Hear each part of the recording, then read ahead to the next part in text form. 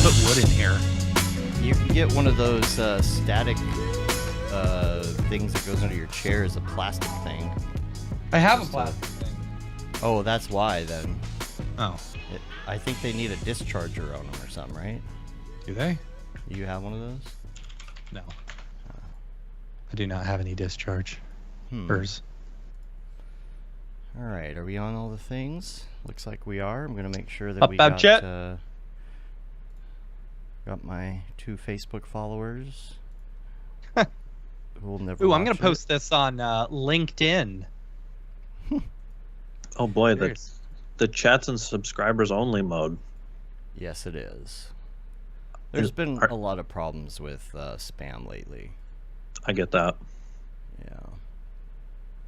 Who's here? Who's here, by the by? Who we got? John Haley. What's up? Blackerco, Todd, Chris, Rev, Maria. What's up? Did you post your B-reel? Oh, no, I didn't. Oh, you did? Late. No. Oh. Maria did. All right, so how about a show? Post the late B-reel. Man. Aww. Oh, man, I'm super. Oh, never mind. I'm so laggy. It's because I'm watching the YouTube and not our Skype. Yeah, you can't touch Skype. Well, it's just that bad there now. There's Skype. Oh, I didn't send out the bat signal. Hold on. Yeah, send out the bat signal. No, we don't got to do that. There we go. Now the bat. What's up, Maria? All right. I think we're good to do a Any show. good clams lately? Clams. All right. Cool. Nice and cozy today. Right. You ready? You all good? You feeling good? Well, I got to do my B-reel. Oh, yeah.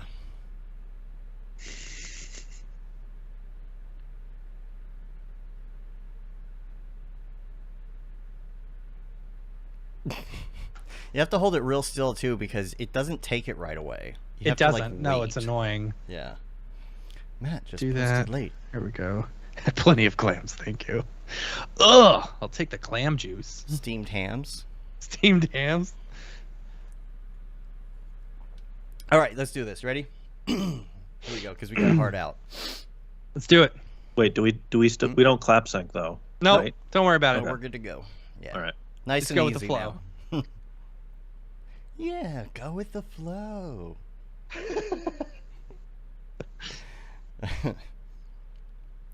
What's up and welcome to another Mograph Mocast. I'm Dave. And I'm Matt. Joining us today is our good friend, the super talented Mr. Billy Chitkin. Hello, thanks for having me. And Mograph is a supplement to our site, mograph.com, which is a motion graphics tutorial site with tutorials, plugins, podcasts, and other Mograph stuff. And on the show, we talk about everything ranging from motion graphics to Cinema 4D, After Effects, plugins, render engines, doing business, doing taxes, being a contractor, or working for the man. You can email us, info@mograph.com. Let us know what you think about the show. Questions, comments, concerns, queries, grievances, artist suggestions, show topic ideas. We're on mograph.com. Mograph.com/live for all the info on the upcoming schedule. I got it all posted this morning so you can see the upcoming artists and people like Jules, who are going to be on the show. He's going to be on the show the 28th. That's exciting. We're going to be talking about some. I'm interested to talk to him because, with all this FTX stuff, there's been some talk about Solana and stuff like that. I wonder what they're doing. Yeah. I don't know. He may not want me to bring it up. I don't know. Yeah. We'll find out.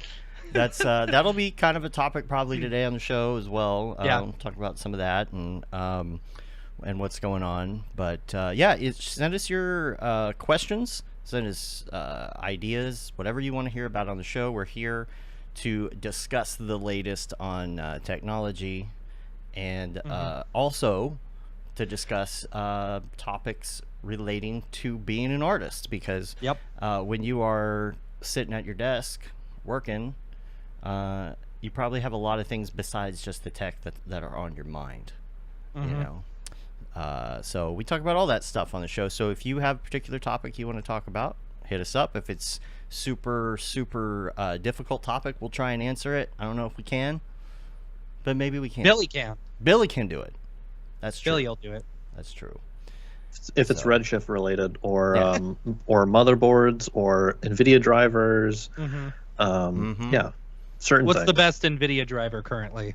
497.29 game ready. All right. That's if you're on a 3090 or older. Okay. Okay.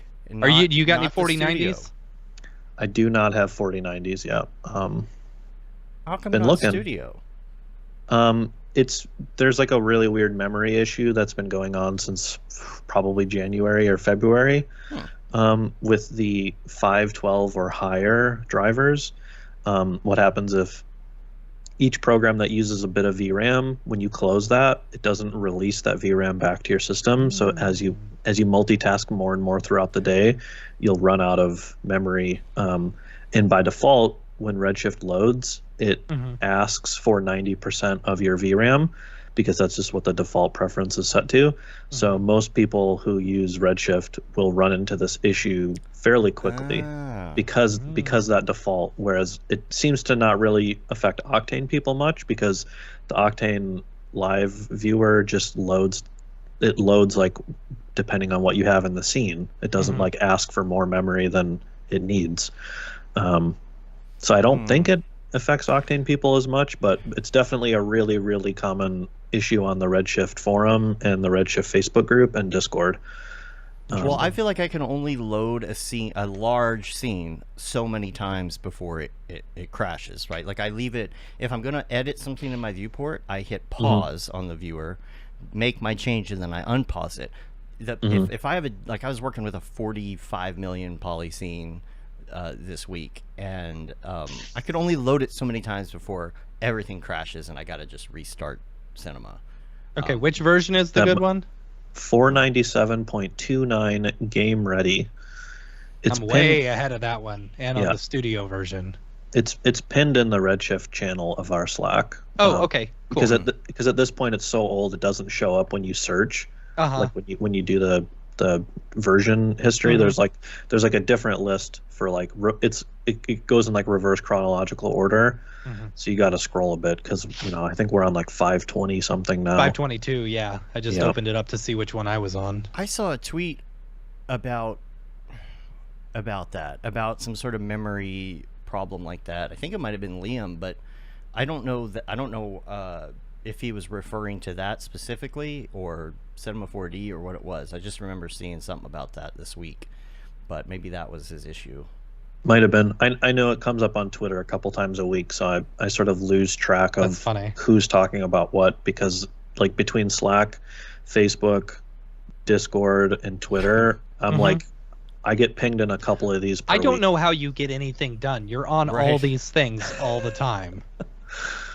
Well, somehow. Yeah. So there's a couple things this week that I want to go through. Of course, we love when people are on the show who have lots of notes, because then we can just chill and not have to think about it. But so Billy's got a ton of notes. We do have a hard out we got to keep an eye on. But real quick in the week wrap up, that fire though. Let's talk about that for a minute. Yeah. Have y'all played with it? I definitely have. Yes. Man. Now Billy's still on what? R20? R21. Thank you very much. All right, you upgraded. Yeah. So R21 is my main. That's my main one that has all my plugins and all my rendering stuff. When I do need, if I do need, because I own perpetual licenses for it, and I've got 4 computers. So like, if I need to UV something, I'll jump up to 23, or if I want to try to sim something, I'll jump up to 26, and then I'll down save or like do an alembic or whatever to get back to 21. That way I can render it on all the machines. Gotcha. Yeah, see, I was But so you're not even on the newest version of Redshift, are you? I'm on a fairly new version. I'm on 3.5.09, which is like only 1 month old. Okay. So, hey, I'm in this year. Well, there you go. Yeah. I hadn't installed 2023 yet. I was still in 26. And so I, of course, wanted to play with this Pyro stuff, so I loaded it up.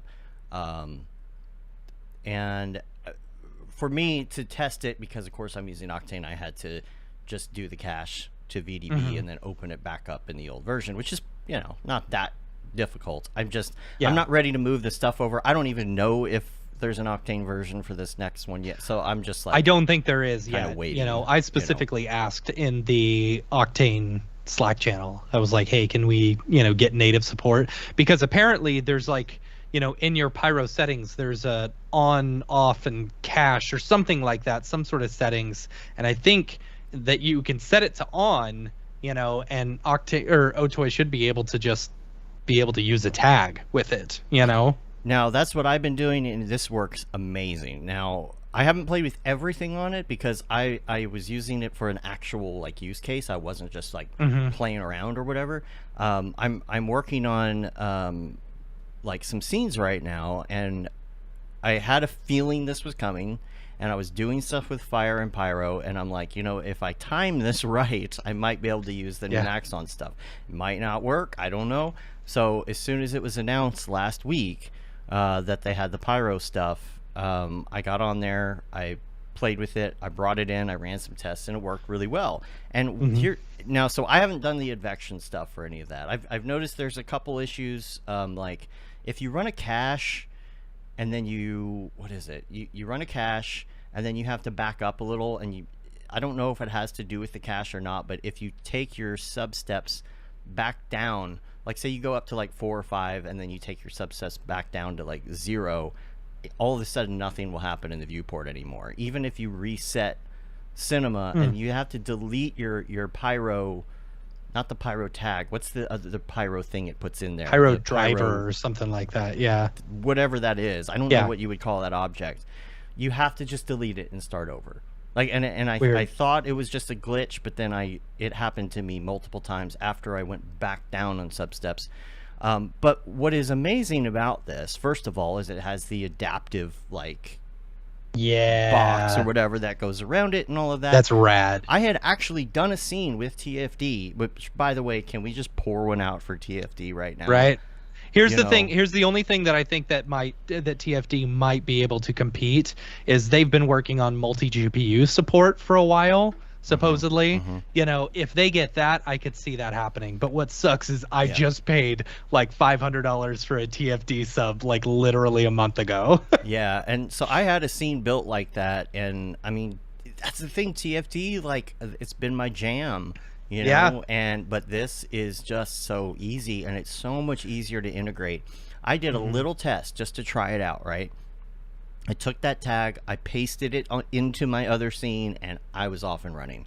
Like, it was so quick, and it's very fast. I mean, all the steps and everything, and the voxel size is big, when you do a default. But that's where you want to start anyway, just to make sure everything works, and then you kind of, like, tune it in. What is great about this, though, is the fact that when you cache it, it is literally at that point putting it into a folder of VDBs. Yeah. There's no extra steps. There's no BRF conversion or BRB, whatever file it is for TFD. Like TFD. And the fact that, like, I don't know, you don't have the extra steps of TFD. The simulation window and all the things. I know people would like to be able to. That's insanely cool. Yeah. I would love to have a selection. A lot of people have asked this selection to choose which graphics card to sim on, because you want to really kind of sim on an extra card, not on the one that's running all of your monitors and things. So that would be nice. And of course, multi GPU. But I swear there's, and Billy, you might know this, there's some sort of reason why it's really hard for people to be able to do sims on multiple GPUs. I don't know if it has to do with how they talk to each other or... Yeah, I mean, I would imagine like the way that rendering stuff works is like typically you assign each bucket to each card, and it's pretty straightforward. But as far as sims go, I don't know, like sharing that memory across both ones like simultaneously. I don't know, but it would be nice for sure to get multi GPU support. I don't do heavy sim stuff. I just don't like waiting for loading bars. Yeah. Well, I do wish it's great. And this is the biggest thing that I wish C40 would integrate is caching. just caching similar to the way Houdini does or After Effects does, where it just caches as you play, and then if you change something, it deletes the cache and you start all over, like, I don't know. One of the things that would be nice. One of the things that Chris Lambert and Mark Svenwald, I'm sorry, I don't know how to pronounce it. Mark Z talked about is the fact that, and I think they were both looking for it, the fact that, first of all, you were looking for external compositing tags in this new one, and apparently now you have to use Cineware. The problem is the reports that are coming in, basically in the Slack, are saying they try and put nulls and cameras in certain places in Cineware, and it doesn't match up. That's always been the case. Has it always? It's always been the case. That's something that I have never, honestly, like, if you're going to external composite, go to AEC4D or whatever that is. That plugin. AEC4D Pro. Yeah, let me find now, it I'm in the old Scripts. version, but I put external compositing tags on those pieces, and then I brought it into Cineware, and it worked this week. But that's because I was bringing in Cineware with the external compositing tags. Like, how do you mark what nulls go where if... I don't think it's not called external compositing tag anymore. It's still there, but it's not called external compositing. It's just called, it's like called like a render compositor. I don't remember what the exact verbiage for it is. I wish they would put in a little bit of like metadata in so that when you search for the old term, it comes up with the new one. Honestly, AEC4D Pro is amazing. Like, I've used it so many times, and it is absolutely incredible, especially for when you're having to update your stuff. Like, you make changes in Cinema, and then you've got to update it in After Effects. You can just automatically update it. It's amazing. Yeah. Yep. I haven't even bothered with Cineware or the old, like, .aec, like that old thing. I haven't done either of those in probably 3+ years because of AEC4D Pro. It's $40 and it'll save your life, Yeah. Also, the only other thing I had on here is that the ZBrush Summit is going on right now as well. So if you're into ZBrush, make sure you check that out. You like floating boxes? Are those virtual desks? It's a virtual set. I think the desks are real. The rest of it's virtual. The desks are real, yeah. The floor just looks like it's floating a bit. I wonder if they're using Unreal. I don't know. They need some ambient occlusion on there. This is a big event. This is like what, 4 or 5 days or something like that. Yeah. So is ZBrush Summit like their version of NAB? I believe so. Yeah.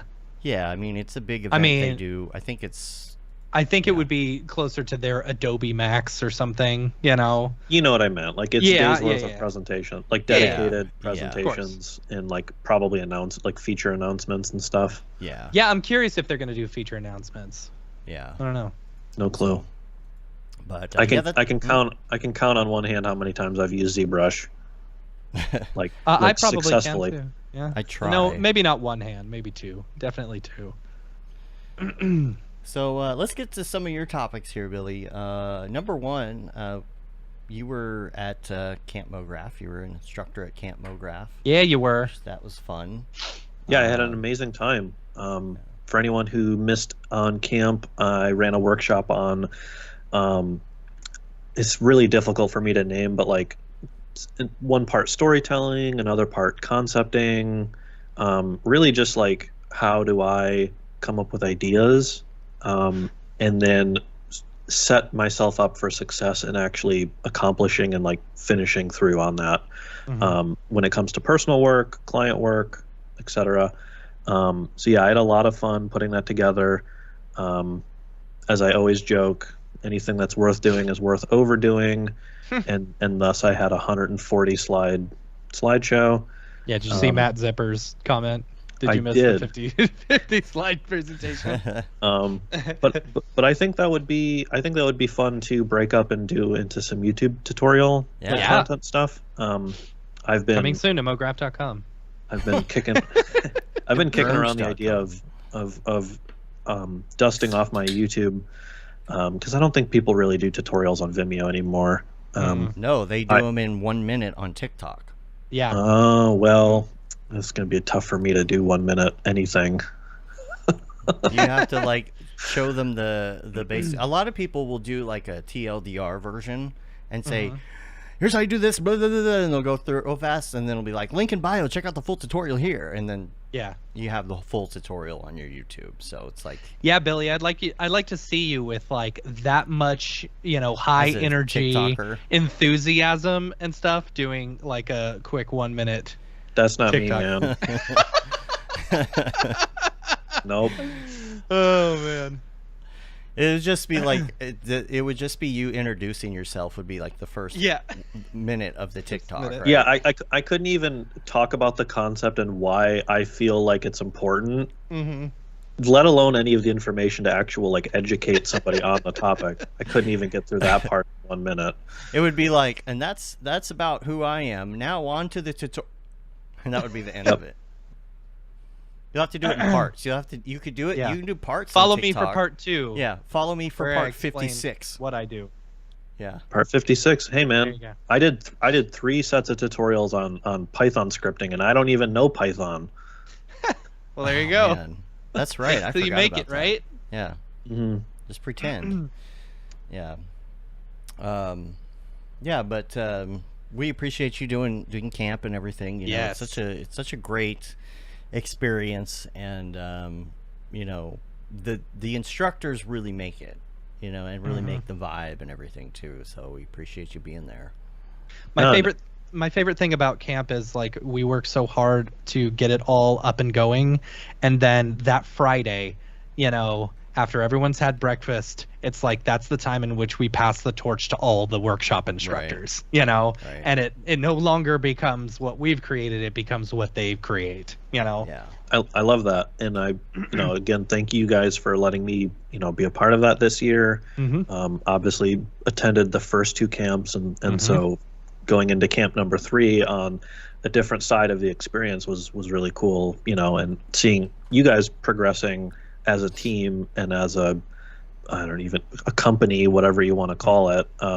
Really, it's been awesome to watch, and it was awesome to be a part of. Yeah.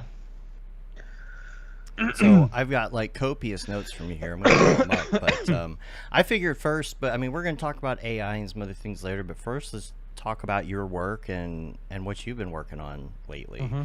I know you're in Discord and everything, so we get some updates and some behind the scenes sometimes.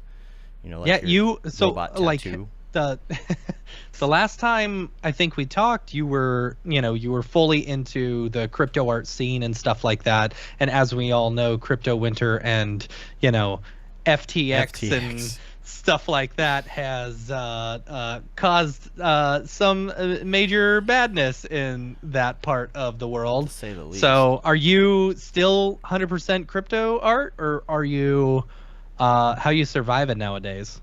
Yeah, I mean, it's definitely been a big roller coaster. I think the last time I was on was like the first week of December, so like almost 11 months ago. And since then I've done 3 client projects, although that's going to sound like more than what it actually was. One was like a bona fide 4-week block, like design a bunch of shots, animate them, render them, comp them, cool. The other 2, one was actually NFT related, but it was like an event. It was like it was going to be contributing graphics to what would have been a physical experience. But that got rugged, coincidentally after like 3 days of me working on. But then the last project, the one that I just sent an invoice for like last week, it was like on and off again, maybe like 1 day a week, maybe 2 days a week, for like kind of like 2 months. And that was doing a logo for a thing that hasn't come out yet. I've never done a logo animation before, like a bona fide logo, like a 3D, like the thing animates, it does all that. God, that's so funny to hear, because that's all Dave and I did for like 2 years. Yeah, like thousands. Oh no, Dave, you're quiet. I don't hear you. What? No. What do you mean? I'm Uh-oh. quiet? No, we don't hear Didn't you. this happen last week or something? Oh no. Yeah, I this don't happened hear last you. week. It's and it's strictly There! it's There you go. strictly on Skype. It's not on the stream. The stream's fine. Weird. It happens Okay. all of a sudden. I lose my input to Skype. It's kind of like what happened to you, Billy. It's Yeah. Yeah, good old fashioned probably. Microsoft. Good And old I bet you Skype. if I put it back on, I bet if I go back to it right now, Yep. now you can hear me, right? Just Yep. Skype decides to do that. Weird. Just because. Thanks, Microsoft. What were you just saying? talking about? We were just. I lost it. We were talking about logo work. Oh yeah, Yeah. yeah. I was like thousands Yeah. of logos, all the logos. Yeah. The 10,000 hours of logos. Yeah. Oh, Yeah, my yeah. I mean, goodness. this was my. It'll be for it's decently sized thing, property, whatever you want to call it. When I'm eventually able to at least retweet it. I don't know if I'll be able to say like, "Hey, I worked on it," and then do like a full case study on my website. We haven't figured that out. But when the thing does eventually come out, you'll see me retweet something that you probably wouldn't have expected me to retweet, and like, wink, wink, that will be the logo. Right. But yeah, it was a interesting learning experience. I think the one we shipped was version 64. Wow. Jeez. So yeah, that was why that was on and off for 2 months. All right. Yeah, I mean, it was fun. It was a cool learning experience. I wound up liking the way that it looked, although it was like tough to sit there and grind out that many revisions. Yeah. In the end, it did any note that I got, whether it was on the client side or whether it was on the studio side, it did ultimately contribute to a better end product. Which That's is really nice when that happens versus getting client notes or feedback or whatever, and it just ends up making it worse. Hopefully I sound better now. Apparently my compressor was off. All my stuff just like defaulted back to 0 this week. So weird. I don't understand I don't understand Windows. Something's always broken. Anyway, Need to go back to Windows XP. You sent me a bunch of. Oh God. You that would sent be me. sweet. The sound would be nostalgic, at least the startup Right. sound. You sent me a bunch of links, though, to your art. You've got root cause analysis here. Oh yeah, so yeah, I can just sort of narrate as we go over these. Sure. Since the last time I was on, I've released like 6 or 7 pieces on various platforms. Some of them are part of like a group thing. Some of them are independently released. For a number of them, I've worked with a now friend, Abel Okugawa. He does a lot of the sound and music for David Aryev's stuff. So he's a lot of fun to work with. On this particular one, he did some sound design and music composition from. But yeah, that was a really fun piece to work on. It was a part of an art show that was in Boston, put together by a collector that I've now come to know, David Paredes. And he's local with Ness Graphics. And Ness pulled me in, and so I made that piece, and it was in a freaking art gallery. So the next Awesome. link is, I think that's a picture of me and Ryan Talbot, another friend of the show. Oh yeah. We're both standing next to our respective pieces, so that was really cool. Just as a career C4D artist up to this point, pretty much most of my adult life, I would have never expected, or I would have never considered when or how an opportunity like that would have come my way prior to this whole JPEG, sort of nonsense. So even if everything all goes to 0, I still got this cool life experience, and Right. and me and Erica, my girlfriend, we drove over to Boston.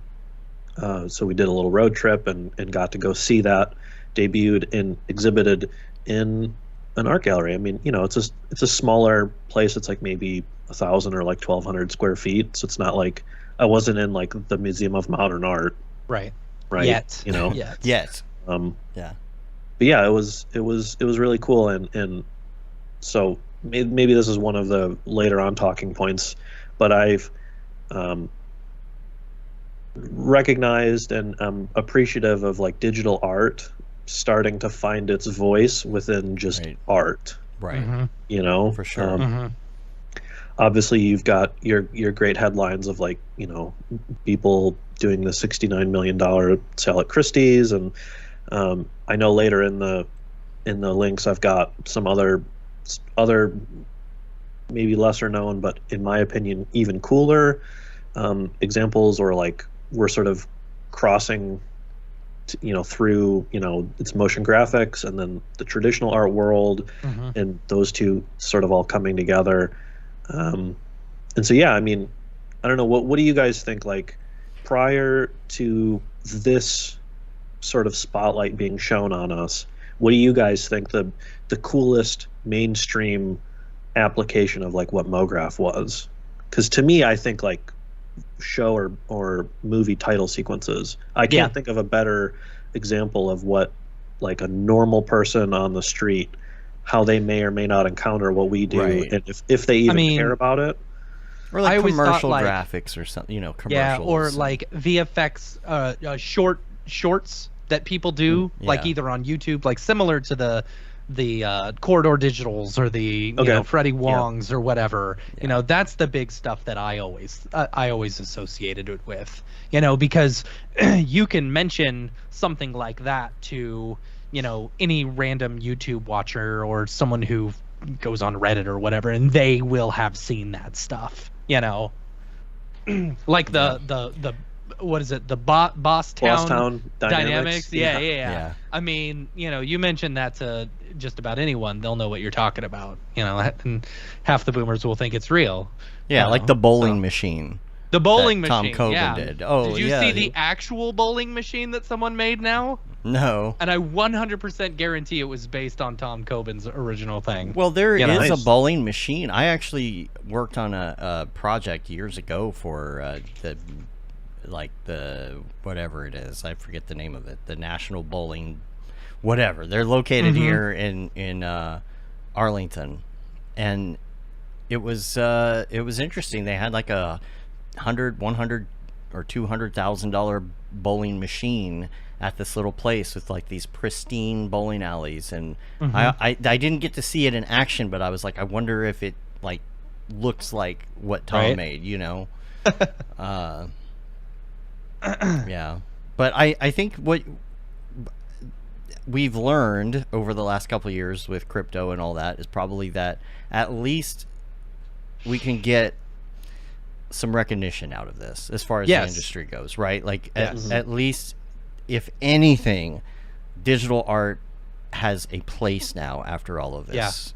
I think it's created some legitimacy for digital artists, right? Yeah, and because obviously we don't got to get super into the crypto side of it, but I really like, as somebody, I like to learn as much about the industry, and of course I'm younger, I'm on the younger side of this industry, but like hearing about the great studios like MK12 back in the day from my coworker at my first, my only studio job. He had been there for a decade when I showed up, and so he had kind of a lifetime of knowledge, and I would always love to just chat with him and kind of get up to speed on, like, he's like, oh, MK12, they did, I think it was one of the James, like it might have been Casino Royale, or I don't know if it was that studio, but I think it was Casino Royale.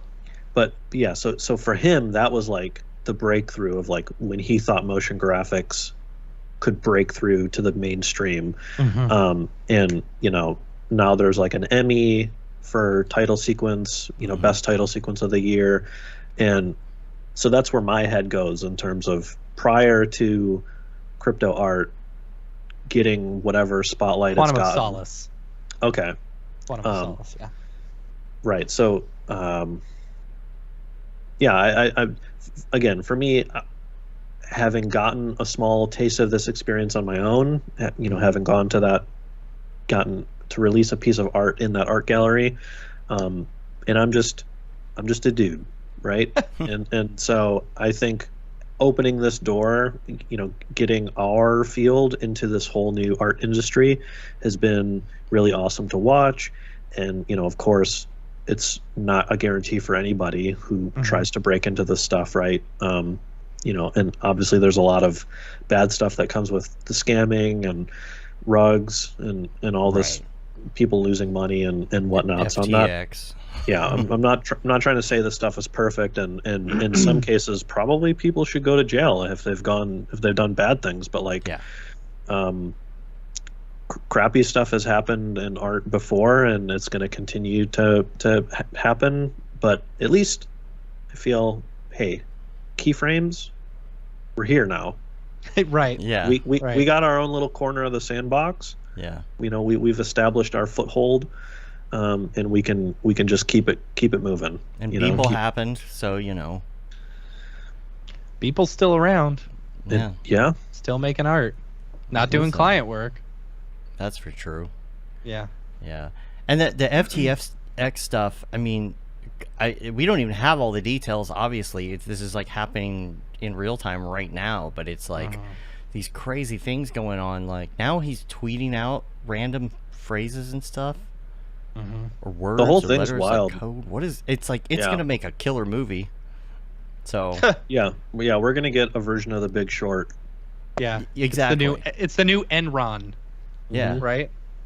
It's insane to what, like, it's just unbelievable the stories that are popping up there with Twitter and TikTok and everything else. People going into, even little tweets here and there and talking about what happened with certain people at what time, and like that place they had in the Bahamas, and there were 10 people there and 5 relationships within those 10 people, and like just this whole thing. I'm like, man. And then the relationships between the people who were involved, and like who their relatives were, and what prestigious colleges they worked for, and just it is just insane. It's a bunch of really, really smart people who made some really bad decisions, it sounds like. So yeah. More than bad. I mean, I'm happy just living in my relatively nice but still modestly sized apartment in the Midwest. I keep my head down. I make art. I answer people's questions about motherboards. Yeah. Like mine this morning. Yeah. I think that's about as controversial as I try to go, is saying one motherboard brand sucks in comparison to another one. That's the lane that I want to stay in. Yeah. Making art. Yeah. But yeah, speaking of art, it's been a really fun year. I'd released, I think, 3-ish pieces up to the point the last time I was on the podcast, and I'm at somewhere around like 12 or 13 now, if you counting the different marketplaces and whatnot. But it's been a lot of fun. Yeah. So this one is called Hyper Highway. I don't think I saw this one. I had a lot of fun making this a perfect loop. Oh yeah. Oh, nice. Really? Yeah. I think I saw part of this when you were making it, but I don't think I ever saw the final product. Yeah, there's a little snippet of this up on Twitter, I think, along with the other pieces that it released alongside of. But yeah, it's like to get into the C4D language, it's a section of tunnel that repeats twice, and then there's an opening in the tunnel where you can see out far into the distance.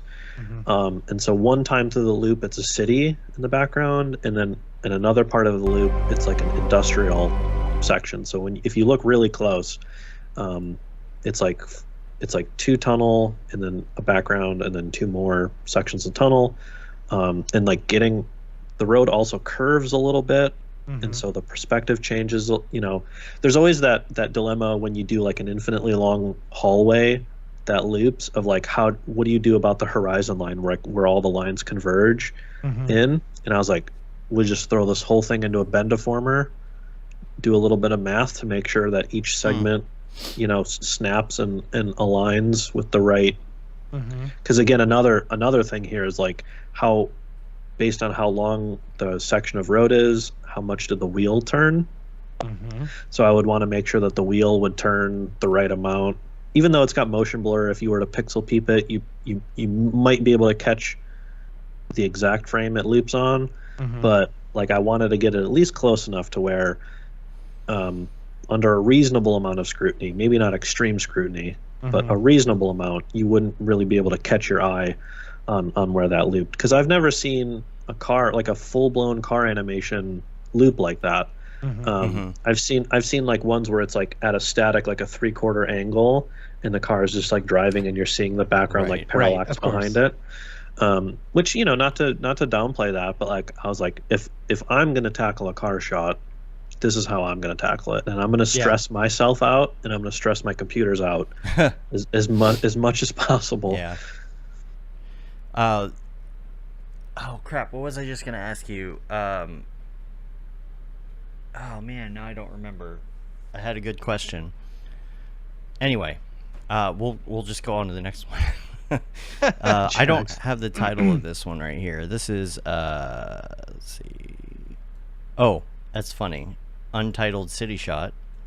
Oh yeah, this one doesn't have a title yet. It's funny.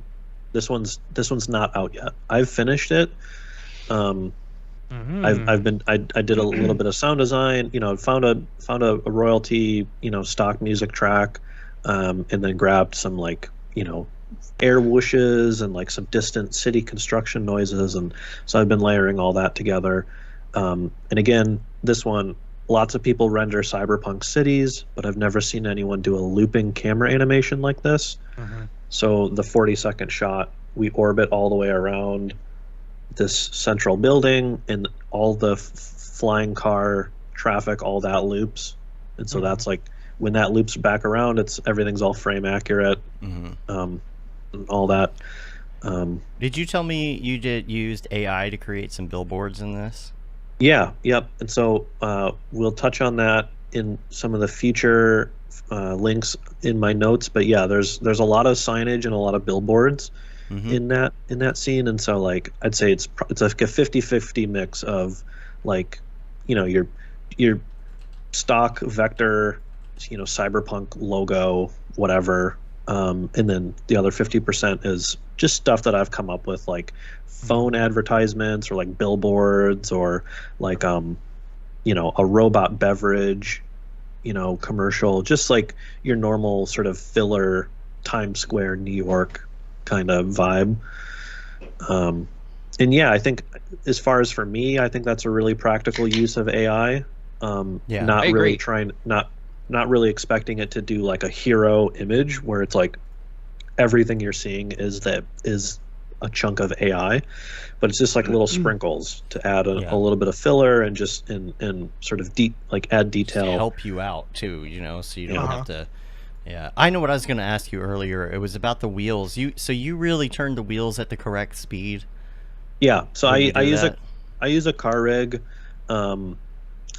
I should probably have the link on hand, but it's a Vimeo. Like if you search up Cinema 4D car rig, it's a really low poly red and blue car, but the underlying rig is really good. It's got like steering control, it's got suspension bounce. Oh, that's nice. It's got a lot of nice stuff in it, and so yeah, you put the body of the car into one part of the hierarchy, and then you put each wheel into the four nulls, and then it uses espresso and all that, and it's got controls to make like the wheelbase like longer or shorter depending on like what kind of car it is, and it does all the math. Like it'll do suspension travel. In this one, I didn't connect it to like the ground plane that it's driving on, but I just did like a little bit of like vibrate, just a little bit of wobble, and so yeah, I wish I had the link for that car rig, but I haven't had a lot of luck with like motion blur and going the actual speed. I feel like, and it's probably an Octane thing, but like if I go the actual speed, like the motion blur looks crazy, like absolutely crazy. Like you can see through the wheel. It's so bad. Like I always have to just fake it until it looks how I like it.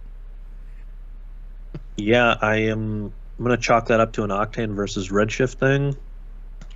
I hate to play that card, but I've never I've never not struggled doing motion blur in Octane, whereas in Redshift it's relatively set it and forget it.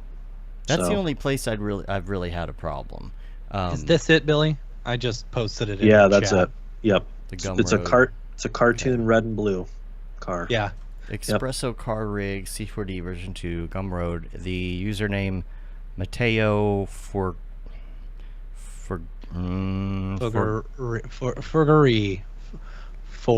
Gary.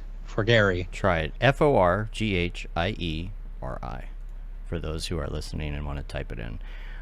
That's cool. How much is it? Is it a donation or free? Okay. Cool. Yeah. That's a donation. You know. Cool. Nice. Well, next time I Yeah, have a car, I'm definitely doing that. I've used that enough times where I should probably redonate. Just like orally. Like I got that thing when it was like first released, like I don't know, probably 4 years ago or something. So I've gotten my money's worth out of that. I don't know, I probably gave them like $6 or $10 or whatever. Yeah. So I should step that up.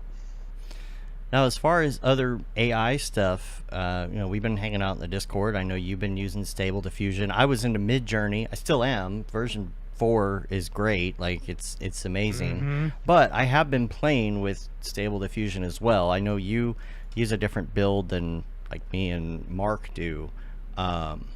Yours is an MKD Stable Diffusion? Yep.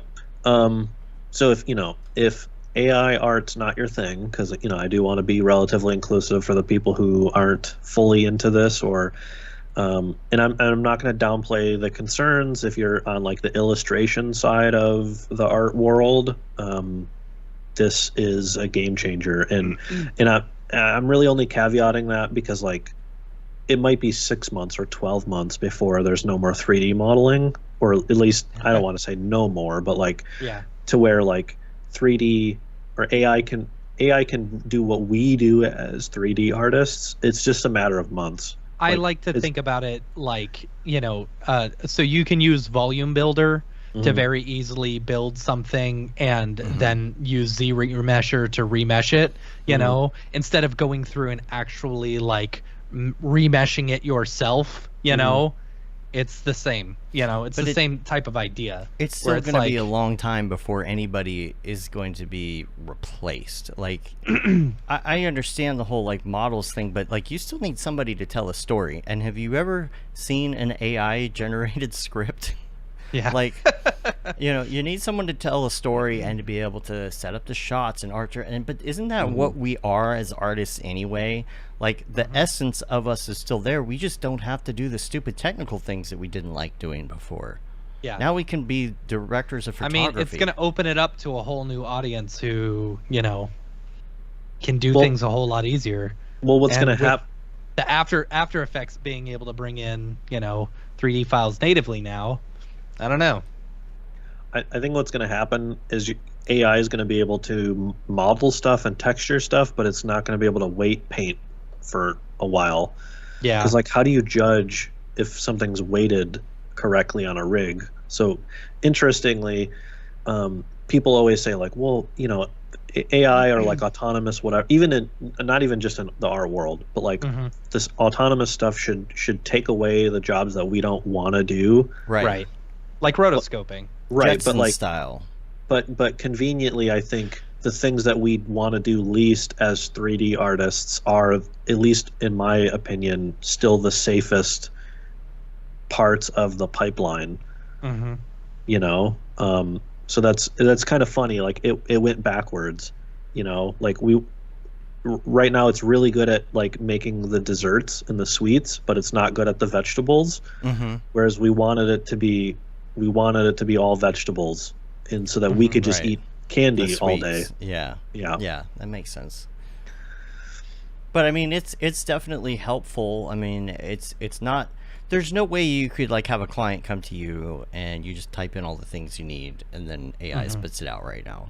So that's like, until we're to that point where like somebody at Coca-Cola types in what they want into a prompt and it spits out a commercial on the other end, like a full-blown commercial with like no issues, because it's not like you can go back and re-render something and say, hey, can you move this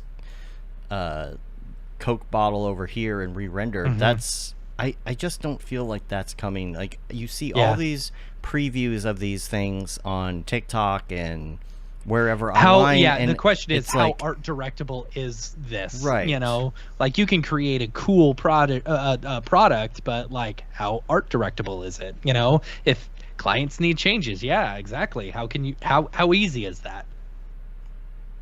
Depends on what build you're using. How good is the in painting? Yeah. I just think there's still even going to be an operator for it, whatever it is, right? Like, even if you don't have to do the work anymore, I believe there will still be a position in a company that is like, this is the person who is in charge of AI art direction, because they're the ones that know how to do the prompts, and they're the ones that know how to do the parameters and everything else. You know, it's like, your job may change, but I don't think it's going to go away completely. Yeah. I mean, some will. You know, I think the type of art client who wanted an album cover for $30, you know, that's probably, I mean, not to be too elitist or whatever, but like, that probably shouldn't have fallen on an artist like ourselves, who is better suited for like running a larger project that, you know, that use of time can financially and emotionally contribute more to what we need out of life. So that stuff I think is fine getting eaten by AI. And you know, the $20 commissions crowd of like, hey, draw my character, that, you know, like Fiverr. Or like, draw my logo, if it's a simple logo, you know, like for Paul's Bagel Shop or whatever. Like, that can probably go. See what Midjourney says for Paul's Bagel Shop. See, like right now, you're working. You know, if you're working on a piece, you're putting that out there as a piece of art. Do you think AI is just going to make pieces like that, like the stuff that you're doing? I mean, I can't say no with you know, 100.000% certainty as far as the way that I tend to work, but I do know like well-known artists that I look up to that have an extensive body of work, who've been doing this for longer than I have, that they've had their portfolios fed into, you know, so-and-so, like someone will make a stable diffusion build specifically for drawing the large spaceships that like Paul Cadesson is known for doing, because he does concept art for like Blade Runner and Halo and Dune, and like, so like, you know, a giant huge spaceship, cool. You can rip him off just by scraping his art station. And I'm saying cool sarcastically, like, just to be abundantly clear. That's really shitty of people to train specific models off of specific artists to rip that style. But like, the flip side of that I've heard people argue, not that I agree with this, but I've heard people argue, like, if you're pitching work to a client and you're making a mood board that's like a rip of like 5 other people's thing, was that different if you pressed all of those buttons in C4D or Photoshop or whatever, or if you had the AI spit that out? Like, if you were ripping off the person in your mood board, did you, like, is it better or worse that you still recreated that look? Well, that's the thing. That everybody does that. Everybody does mood boards, and they say, hey, we want it to look kind of like this Beeple piece, but at the same time, it looks like this other piece from so-and-so. Like, I mean, that's just how people do art, right? Like, those are inspirations. It's not ripping off. It's not like you're doing the exact same thing. But if somebody says, hey, I want this style, you know. Oh, did you do that's Paul's Midjourney? Bagel Shop. It doesn't say Paul's, it just says balls. It says balls. This is what I'm talking about. Like, you know, but like, the general idea is there, you know. It's like, I could use any of those as like an excellent starting point. It's a good starting point. Bagel Shop. Absolutely, you know? Absolutely. I do that all the time. Like, I'm working on a piece right now, and I've just been doing AI studies, and once I come up with an idea and I block it out in Cinema, I feed that back into Stable Diffusion to see what it comes up with in addition to what I've done. But like Mark says, everything is a remix anyway. You know, I just don't feel as guilty because I'm not ripping off anyone's work directly. You know, I'm getting ideas from AI, and I don't even know where they come from. But it's I don't know. It doesn't seem any different to me than doing a mood board and bringing up the inspirations of your favorite artists. How else are you gonna like get anywhere with your art if you don't have any inspiration? Like, Right. Yeah, you know. I mean, again, there's a lot of sides to take, and there's a lot of nuanced points to make. I don't really feel like I have all that much new to contribute to this conversation, whether it be like the ethics or whatnot. But I've found some interesting ways of using it in my own work that aren't just like, it's not just the full frame result of the prompt. So that's probably like a decent way to segue into the next thing, which is for an upcoming piece of mine. I've been working on a robot version of myself to put into my scenes, and spoiler alert, I got a lot of tattoos, like torso, got my legs, or those are all done. So I spent about 2 weeks, and with the help of my girlfriend, she would take photographs of areas that I couldn't reach, like whether it's behind my leg or what. 'Cause this is like it's hard to get a clear photo of like the back of your leg, or whatever. So I would take a photo, and for some of the ones that like wrap around like a leg or whatever, you got to take like multiple and then kind of stitch those back together, in Photoshop to flatten it, and so the process has been photos to Photoshop to Stable Diffusion, back to Photoshop, and then into Substance Painter, and then I can export that as a texture.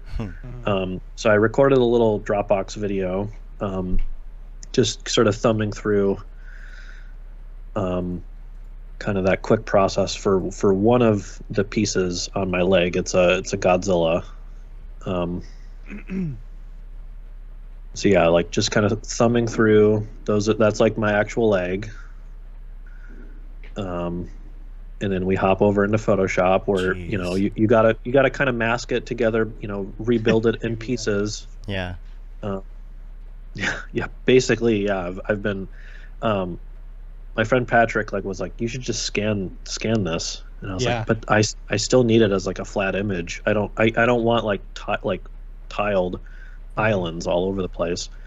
So yeah, like we get to a finish point where I'm like, all right, this resembles what is actually on my leg. And you do the color correction to make it look, real good. Yep. And then there's on some of them, there's a couple areas where I would like paint in like a little bit of extra shading, or I would paint out something, because I'm like, oh, the AI keeps grabbing onto this one component that I either do or don't like.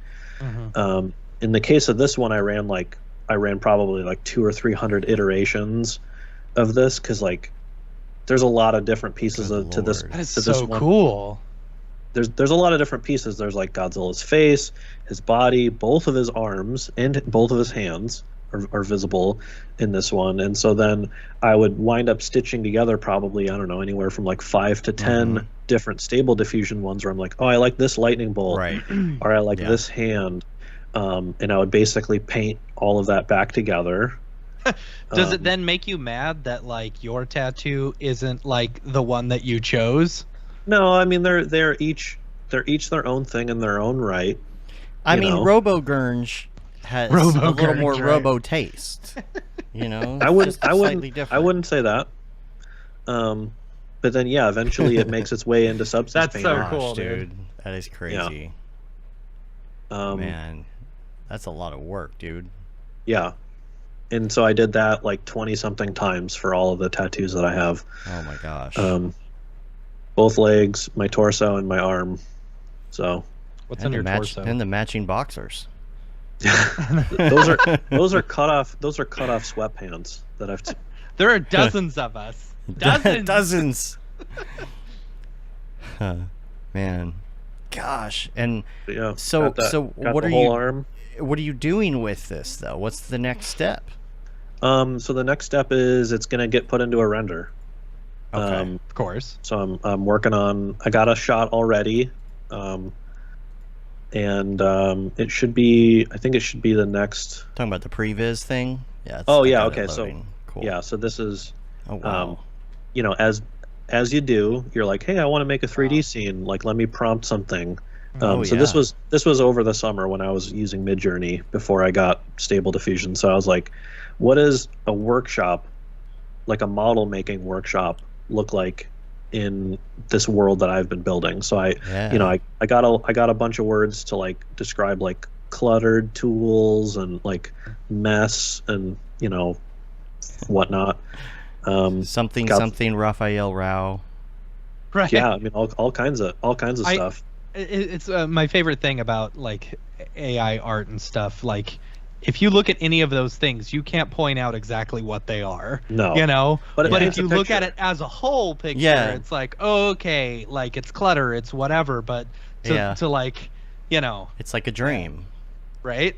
It is. It yeah. really is. It's just like a dream. It's what you would see. And I especially notice that when you bring up stuff with letters and numbers on it, just like the one you just did. Like, it's what you would see in a dream if you looked at a clock. You would just see this gibberish because you can't tell the time in a dream. If someone asks you what time it is and you look at your watch, it'll just be gibberish. So it's very weird, the similarities between AI and just like what I envision is what dreams are, like. So yeah, that's going into a scene already. Not that you can see because the camera kind of crops it a bit, but I've got like a couple Gundam model kits that I've built over the years, and so for me, one of the offline, non-computer related things I like to do is putting together Gundam models, and so that sitting at the desk, you got the X-Acto knife and the little side cutters. They're like little pliers. Some paintbrushes, glue. You got like there's like a matte clear coat spray that it makes it look like less like shiny plastic, like crappy shiny plastic. So yeah, this is the robot version of me put into that Midjourney scene that you just saw. Love like that. The cluttered workshop. And so not that you can see most of my legs, but all the they're there. Whether you see them or not in this scene, I'll have this model Yeah, made, it'll and be I in part 2, right? Like, yeah. Yeah, I like it. That's cool, man. I did something in one of my pieces a few months ago with the fluorescent lights, where I put the little rings of the non-work. You get those little bubbles. Mm-hmm. And I was like, nobody is ever gonna notice that. But I don't know. I really like fluorescent lights in renders. I don't know why I really enjoy fluorescent lights. Yeah, I'm I'd just never weird. really tackled one in a 3D scene. I mean, they're really render intensive if you layer Right. layer it like how it's built. Yeah. It's really, really tough on like ray tracing. So that's not a particularly fun scene when it comes to render time. It's like 20 minutes for like 2K by 2K per frame. So yeah, we'll get to that point. We'll get to animating that when I have a better subject sort of built out. Right now it's just a box, as a placeholder. But again, going back to like what I started out saying, like in my Camp Mograph talk, I was all about getting an idea, developing that idea a bit, and then allowing yourself to work on a piece. And so even though I might not necessarily know exactly what this robot character is going to be building or like painting or playing around with some little model, that doesn't need to stop me from building the rest of the workshop and like setting up the lighting and Right. getting all this other stuff built out and adding in little Easter eggs, because I can just sit on this until I get what that centerpiece is. So for me, that's another important thing to keep in mind if you're somebody who just sticks to client work because that's your vibe and you don't do a ton of personal work, but you would like to change that. I would encourage you to work on developing that idea and don't necessarily let it stop you just because you hit the first like stumbling block or whatever. In theory, this isn't a complete piece of art, but that doesn't mean that I've not spent, a couple weeks like on odd time, building out this stuff and buying little assets and then tweaking the textures and substance and adding little, stickers and dirt and dust to really grunge up this room. But all of that adds to your story, like especially if you're doing multiples.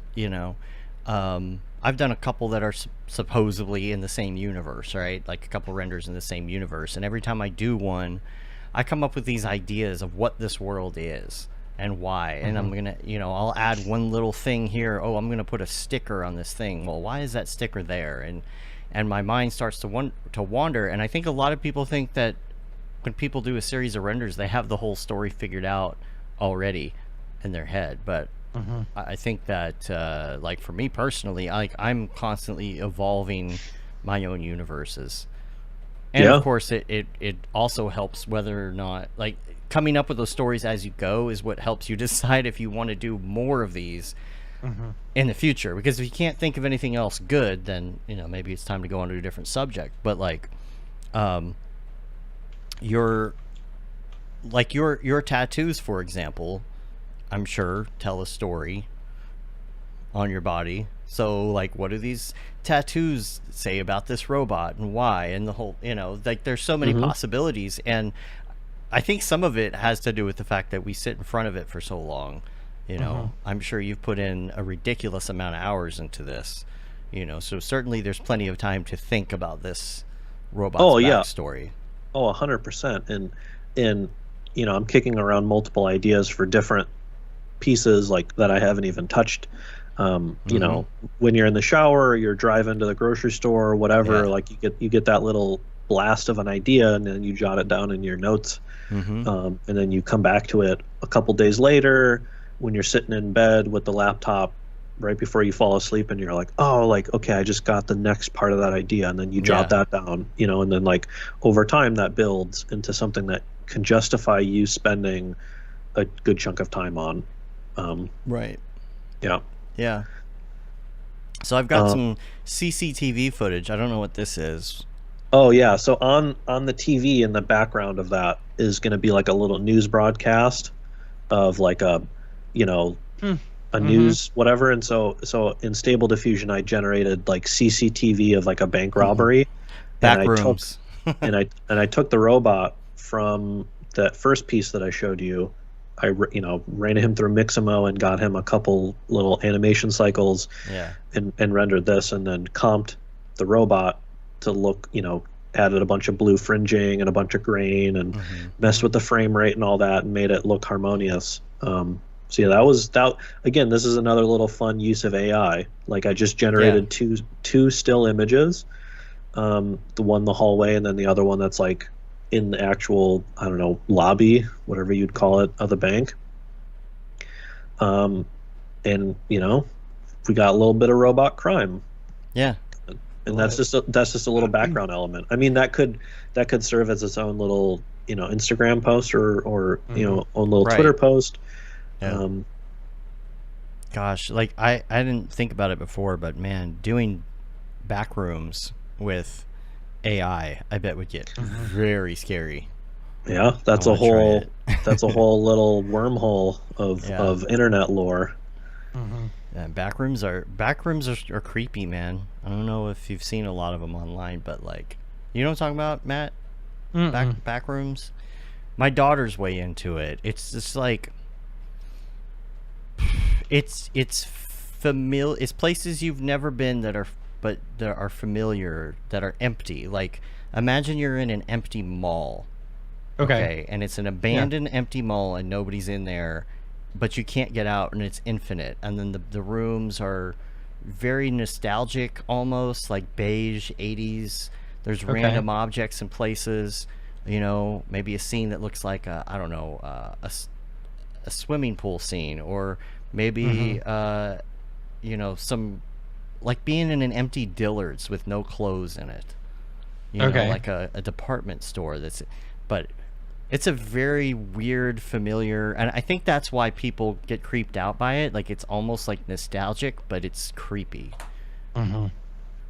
Yeah, I don't know. There's even a video game kind of based on it. It's have you heard The of back rooms? Well, there's an IKEA game as well that's very similar, because it's the whole plot of the game is that you are trapped in an infinite IKEA. Okay. You cannot get out. And so you have to feel build like that every time I go to forts and IKEA. stay away from. Yeah, that's the whole thing. I was just at one on Saturday. Mm-hmm. Yeah. I got some frames. Just back It's like right a over by 5-hour walk just to go pick out the one thing you need, you know. Mm-hmm. Yeah.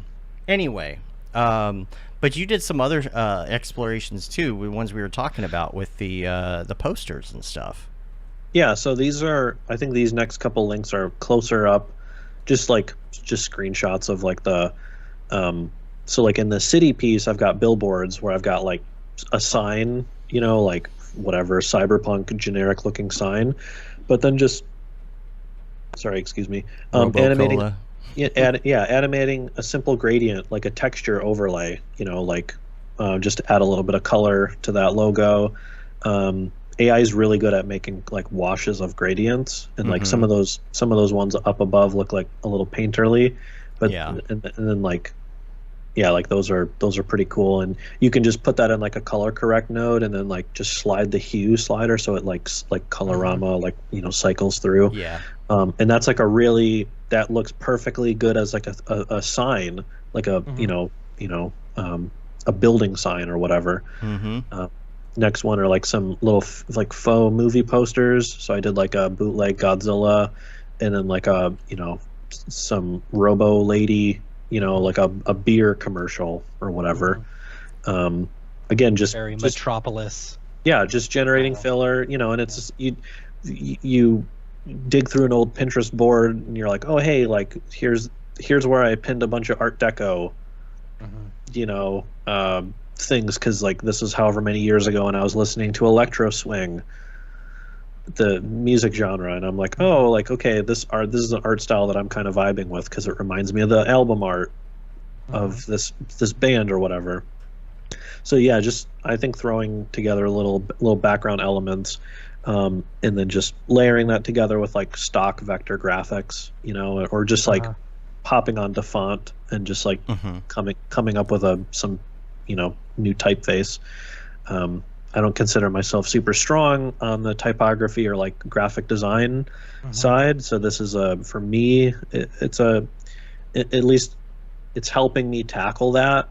Whether I'm doing it aesthetically well is, I don't know, that's up for somebody else to argue, but like at least for me it's getting me into that mindset of like, oh, all right, well, like I'm willing to set some type in look at like, oh, I want to pair this font and that font and like draw some little simple shapes or whatever and make a little thing out of it because I've got a little artwork background already made. And what's fun, you know, like as you're generating stuff with whatever AI software you're using, it might throw something unexpected out at you and you're like, oh, like let me pivot and go down this idea of like, you know, you might just type in like New York City Times Square advertisement or whatever, and then you see one of them that looks like did you just get hit, call now, you know, lawyer commercial, and then you're like, oh, like okay, well yeah, let me go make a fake law firm for my little city that I'm in, and then like boom, that was just like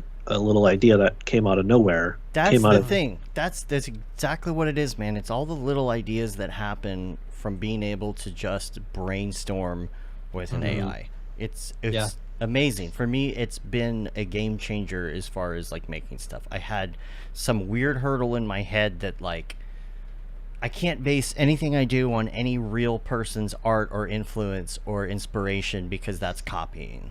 And somehow I was able to get over that hurdle. Like I wasn't even like trying to copy people. It's just like, oh, that's a cool space piece. I want to do a space piece. Well, I can't do a space piece because Ariev already did a space piece. Like, I don't know why I felt like that, but like, I don't know. There's something in my head that got unlocked being able to brainstorm on little ideas like that. Like just however minute. It's very helpful. But what about Can I ask you guys about Stable Diffusion, because I haven't used it at all, you know, and I've heard you guys talk about like it being local, you know, and Yeah. not being online. Like, how exactly does it work? Does it just load? runs on your graphics card? Right, but does it load a database that it's already created and stuff like that? Okay, Yep. So Yeah. so the I'm going to use the restroom while you explain it. please do. yeah. So the version that I use is NMKD Stable Diffusion. This is just, I don't know, the internet name that this dev uses or whatever he came up with. It's a pay what you want to download the exe, and then you run it. It'll take a couple minutes to download the image database the first time you run it, and then you're off. You've got your little text box to type prompts into, and then you've got a couple sliders as far as like resolution. You can enable upscaling. You can tell it how many images to make with each prompt, and a variety of other little features. And at least with the Stable Diffusion on a 3090, it's like it can be as fast as like 3 seconds for an image at relatively low settings. How would you compare it to Midjourney, like as far as like accuracy and, you know, stuff like that? I mean, again, it's worth me qualifying my answer with how I'm using it. Again, I'm not really using it to make hero imagery. So it's fine for it to be pretty foggy. I wouldn't say it's as good as version 3 or version 4 of Midjourney, at least the build that I'm using. I'm using Stable Diffusion 1.6. And how often are they updating it? I started using it in September, and it was on version 1.4. Okay. So it's like, I don't know, once a month or so. And I would say this is probably less realistic than DALL-E, and it's less like wild, wacky, psychedelic than Midjourney. Okay. But because it runs locally, and it's free because it's running locally, like I think I paid $10 or whatever I tipped when I downloaded the exe. Well, actually, the first time I downloaded it, I didn't pay, and then when I updated it the next time, I paid $10 because I'd used it a bunch and I'd liked it. So yeah, for me that's the benefit, because like I can tell it to go run 200 images, Right. and then go eat lunch, and then come back and not have burned through $10, a month's worth of credits. Yeah. And the fact that you have like an output folder that it's throwing it into. You don't have to go to Discord and right click and save each one. Right. Okay. Yeah. Yep. And can you add like your own images? Like, for example, could I Image to download image. the entirety of some website or someone else's work and like just You can say, train hey, it. You can Yeah. train it. Yeah. You could. Interesting. Yeah. Yep. That takes a lot of Interesting. work, but Yeah. And so what's I'll say as a plus sign, ethically this is dubious, but like people do train models for specific tasks. I would recommend you don't train a model to rip off a specific artist, but Right. that's just my personal stance on it. But those models it's like a .cfkt or something along those lines, and you all you do is you just open up the settings in Stable Diffusion, and you can point your build to that model. So like, let's just say if you found an anime face filter one, because you were like, I want to sit here and make a comic book or manga or whatever, you can get a build specifically for that, and then it's all right through your same UI. You just switch. There's like a mode, like a little drop down mode of like which model or which like filter type you want to run it on. So it's pretty versatile. Stable Diffusion becomes its own rabbit hole to go down once you get into this. because it'll take like image sequences and everything. So you could feed it an image sequence. You have lots of options as far as your CFG, slider or whatever. So you can say, I want this to be closer to what I'm describing, or I want it to look like this photo, as much as possible using these parameters, or you could slide it the other way and say you can stray away from this photo as long as you're using it as a base for the description. And you can also take photos and put it into it and tell it to what is it called, interrogate, is that right? Yeah, interrogate, and it feeds back a prompt to you from a picture. So like, if you like a particular style, you can put it in there and it will say, oh, this is a picture of a dog doing something at a cafe in the style of blank. Interesting. Yeah, it's reverse engineering the prompt. You feed it an image and it'll tell you what it thinks the prompt to get there would be. And so that can be incredible. It can be really interesting because that allows you to learn what the computer's language is looking for. When you're like, let's just say you wanted something to look like an architectural blueprint, like a schematic. You might not necessarily actually want to use that word. You know, it might be like linogram, or like, I don't know, some weird made up word, you know, or some word that I don't have in my vocabulary. So that can be an interesting part of that, like, or, you know, certain types of painting styles, like whether it's classical or Renaissance or Baroque or God knows what. Right. Perfect. Good job, Dave. I'm fixing my flag. My flag is messed up. I don't think I'm going to be able to. There we go. No, you can still see it. Anyway, there is a. That's so cool. Where do you guys suggest I go in order to start? I was going to say, run this tutorial. There's this video right here. I think you will probably like this. Okay. For getting started with it, because it is called Install Stable Diffusion Locally in 3 minutes. And I happened to just come across it, and I thought it was great. And then the next day, Mark told me that he had done the exact same video and done the exact same thing. So we have the same build. It's super fast to start. Okay. Like, this is a great video. This is by, hold on. Is it Royal Skies? It's Royal Skies. Okay. Yeah. And there's a bunch of other good videos on there too. And like, one of them, he kind of explained some of the controls, not all of them. I don't think anybody still knows what batch count and batch size do, but in relation to each other. My turn to go to the bathroom. All right.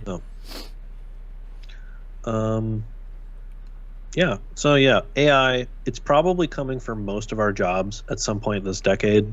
That's probably a safe way to place a bet on that. So just figuring out, I think, a way to integrate this into stuff that you can use, if at the very least becoming broadly familiar with it, so that way you can be aware of what it can do. Right. I think is pretty important if you are in the camp of being really worried about where this is going to go and how it might impact us. It's like knowing your enemy, you know, that old phrase, I think. I think it's just a good reason to do it is to be prepared for the changes and how you're going to fit into that. That's the main thing for me. Like, if I just ignored AI for the next 10 years, I'm not going to know what to do with it in 10 years. Exactly. And I don't want to be that person. I want to know everything about it. So if someone asks me, can you do this thing? I can do that thing, you know. Sorry, what were you going to say? No, I think that's a really healthy way to approach it. If you're not in the full-blown, I want to play with this camp, if you're on the opposite end of that spectrum of like, I don't really want anything to do with this, you know, I'm worried about my job, or I'm worried about my future. I understand that side of the argument, but I think you're doing yourself a disservice in not becoming familiar with, in using this, because if you don't become familiar or utilize that in any way, you're going to probably be earlier on in that shift of getting phased out. Right. If you're not able to use it to augment what you're doing or to assist you in some way. Right. You know. And so yeah, I think. Sorry. I was just going to say I don't have a whole lot else to add to it other than that. Well, even as far as Midjourney, if you're using Midjourney, you're using Dolly, that's great. Like, Midjourney is great. I love Midjourney. I still use Midjourney because it does some things I just can't accomplish with Stable Diffusion. But once I started using Stable Diffusion, trying to figure out how to get it locally, trying to understand all these ins and outs, I sat there and I started like experimenting with the same prompt, the same inputs, just change the CFG by like 1, you know, and then change these other sampling steps and try, oh, let's do all the same settings, but let's do like Euler and I don't know, DDIM or whatever whatever sampling method, and then trying that, but with all the same settings, and then comparing all of these things, you know, and saying, okay, now I understand CFG scale, right? If I jack the CFG scale up all the way, I consider that the imagination button, because it's almost like you're trying to tell it to be more accurate to what you're writing, but it's going to be way more trippy, right? Right. Like it's you know, it's how much of a leash you're giving the AI. right? Absolutely. Like great like that. That's the thing, and once you start doing this and playing with this, even if it's not for anything, even if you just spend a couple hours sitting there messing with the random seed and just all the settings, right, and figure out how it works, then when it's time to use it, you sit down and you're like, okay, I know exactly which buttons to hit. You know, it's just like anything else, really. It's practice, and there's something different about running your own version because you really have that ability to just go off the rails experimenting and not worry about, am I spending money, you know, am I going to run Can out people of credits? see my prompts? Yeah, all of that. Yeah. Yeah. So,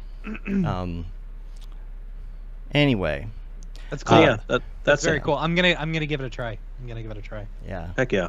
Yeah, I'll send you the link to this in the Dingus so that you can try it after the show. It really, you know, it says install in 3 minutes. It took me like 10 because I hit a couple snags, but you know, just hit me up if, here's the one thing: when you install it and you get to the point where it's installing Python, make sure you check that box. Don't go too fast. Check that box that says, I forget how it's put. Basically, to where you can run Python from anywhere in any prompt. You don't have to be in that directory. Okay. I forget, like global universal something. It's a checkbox. Excuse me. Bless you. Yeah, but you've got some links to some in real life art stuff in here as well. Yeah. So in addition to like my own art and AI art, this year I've been a lot better at IRL art. So you know, we've got a great museum here in Detroit, the Detroit Institute of Arts. I've gone there a couple times with my girlfriend. We were actually just there this weekend to attend it's Van Gogh in America. So that there's like 70 something pieces by Van Gogh. It's like half paintings and half sketches and like charcoal drawings. So within this, you know, I got exposed to a lot more of his art, and so I put together just like a real quick little imager album of like stuff that I saw there that I didn't know. Like, I just know Van Gogh is like these really colorful, you know, like Starry Night and whatnot, and I was like, oh, this is really cool. This is like a realistic bridge.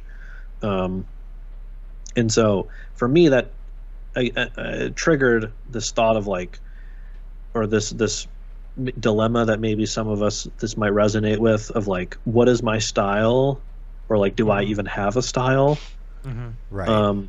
And so seeing a now world famous accomplished person have a variety of noticeably different types of work.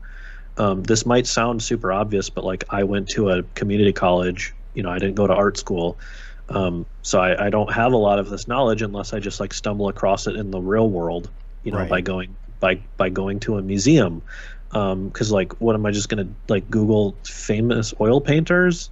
Like, I mean, I guess I could, and then I could try to teach myself stuff. But like, so yeah, there was a couple cool pieces in there, and in this one right here, it's the other Starry Night. You know, a lot of people know the main one that has like the steeple and like the big swirly stuff in the clouds, but I liked this one more because I loved the reflections on the water. Yeah. Yeah. In if you scroll down to like there's like a 3/4 angle, it might be tough, but there's just so much texture in oil paintings. Again, this is probably very obvious if you have an actual art background, but for me, it's been really cool to, I've seen a couple of his pieces at the DIA and at MoMA in New York, and that's just one example of holy shit, like, painting's cool. And I didn't really have a proper appreciation for it throughout my 20s. Not that I didn't think oh, well, oil paintings take a long time. Obviously that comes with its own skill set. I can recognize that. But there's something really cool about standing in front of an oil painting and recognizing oh, the person who made this 300 years ago was also standing here right in front of this thing making it. And getting to connect with that. Now, having a better sense of myself as an artist over this past year, I don't want to put words in your guys' mouth, but for me, I never really felt like the word artist fit me. Just being a person who uses art software for clients, I didn't really think of myself as an artist in my own right. I recognize I have artistic ability, right? I think anyone does, in being able to deliver stuff to your client, but I just didn't really feel like that term fit me until over this last year, getting to see some success, putting my own artwork out there, and coming in, getting this better appreciation. I probably spent the first 10 years of my career not considering myself an artist. Wasn't until I really got into 3D animation and stuff like that that I really felt that title was applicable. Still trying to figure out if I'm an artist or not. I feel like I'm mostly a technical artist. Yeah, I'm a technical artist, Yeah. See, but I don't think that's the case, because I don't know, artists aren't, as much as, people are like, oh, you're so artistic, to these people who, these kids or whatever, who just can draw. There's a lot that people don't see, a lot of practice that they've done, a lot of stuff going on in their head that, people don't, right. Exactly. And so it's I don't know, we've done our time. I'm an artist now, right. Todd was asking if anyone's tried Stable Diffusion in browser, no install. I mean, there's a bunch of them, and then I also really like what Google's doing with Google Collab, where it will actually take some of the parameters and turn them into sliders and stuff. But I've been trying to get a version called Deform to work, and I cannot get it to work locally. But if you are messing with AI art or Stable Diffusion and you check out Deform, it's like an animated version, where you can put in parameters like rotate on y-axis and all sorts of stuff. I cannot get it to work locally. I've tried 5-6 different walkthroughs on the internet, installed a bunch of things. I got Anaconda hooked up to these different versions of these different servers, and it's too much for my head. At some point, these are going to be After Effects plugins with sliders. Right. So I'm waiting for Cinema. I'm waiting for Maxon to integrate something, because someone built something already to where you can just throw some basic things in there and it sees it in Stable Diffusion. Someone already did that with both C4D and Blender. I mean, it's just some sort of, to make it sound more simple than it is, some sort of batch process, because right now I'm doing that. I'll take some basic shapes in Cinema and block something out and throw it in manually, but somebody figured out how to do that all automated. But it comes up with some cool results if you just go make some basic shapes. I did a table with a coffee cup on it, and a person standing there made out of cylinders, and then it turned it into actual art. It was nuts. Yeah Blender has, somebody made a Blender plugin that does it for sure. I saw a C4D one over the weekend.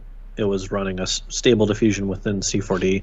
Somebody was they made a real low poly red car, and they typed Lamborghini on the moon, or whatever, and it it showed up in the viewport. And what's cool about that is if you make like an image sequence of it, I messed with all this too. Make an image sequence of that, make a camera move, feed that in. It does some really wild things, and I'm sure that D-Forum would take it a step further. Corridor Crew pretty much just did that. They made us like a Spider-Verse like AI thing just yesterday. Oh, nice.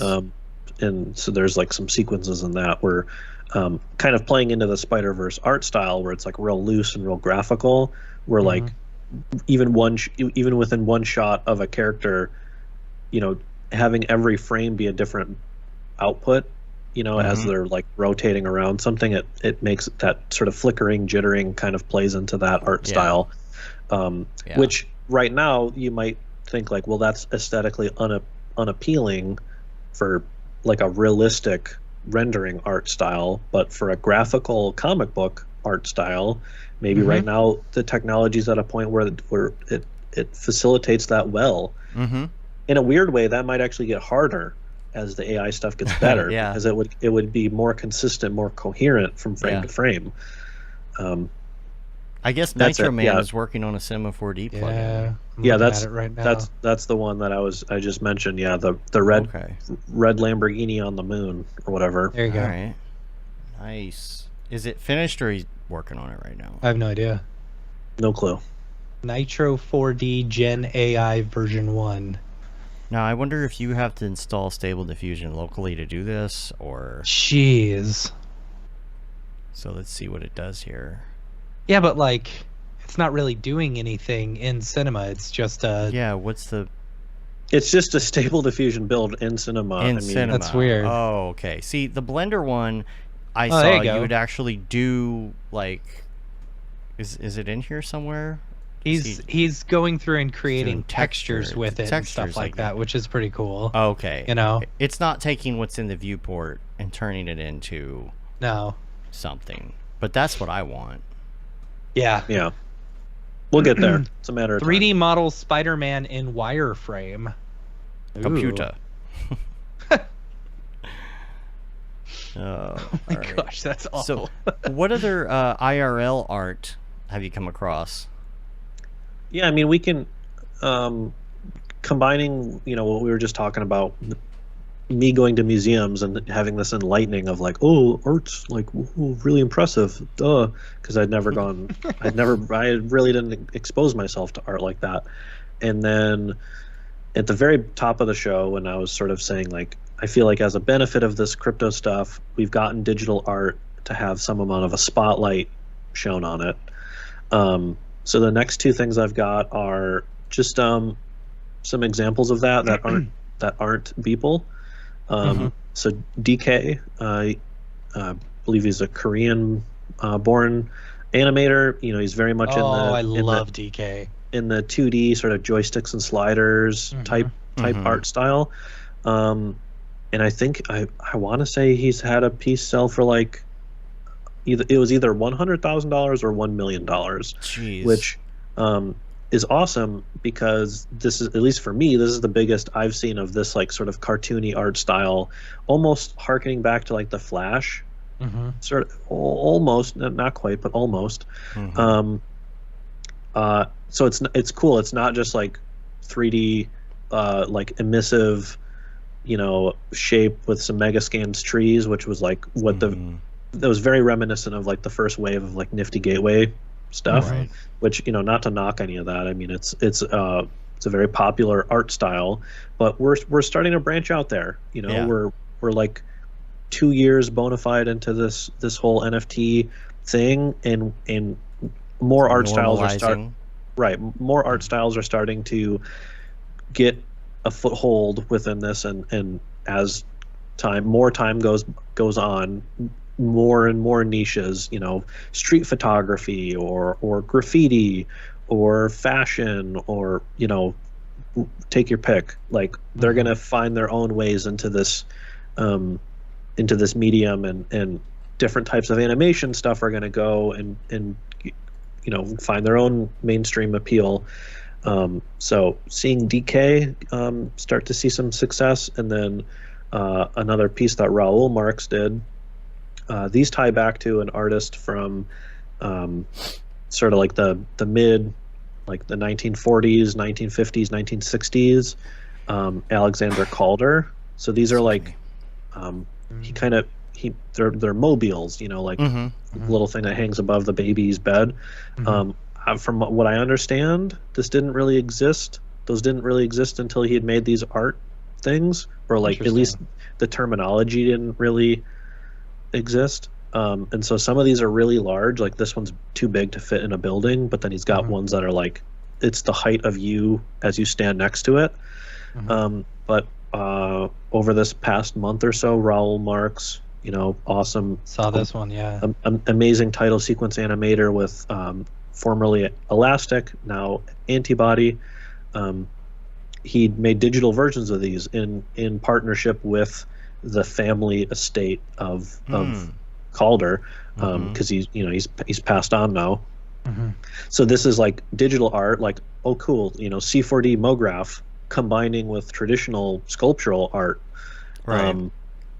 Again, like, is this my cup of tea? Maybe not necessarily, but the fact that it exists out there and it has a platform that it is seeing success in, I see that as a net win for us.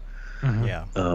So those were two cool examples that I wanted, in addition to what I've been up to in crypto art, and starting to feel some of this benefit, and now recognizing that benefit amongst more of us, and not just like the small Cinema 4D freelancer turned NFT artist world, right? Because like, even though I love being in this bubble, we are a bit of a bubble, and there's lots of other art out there.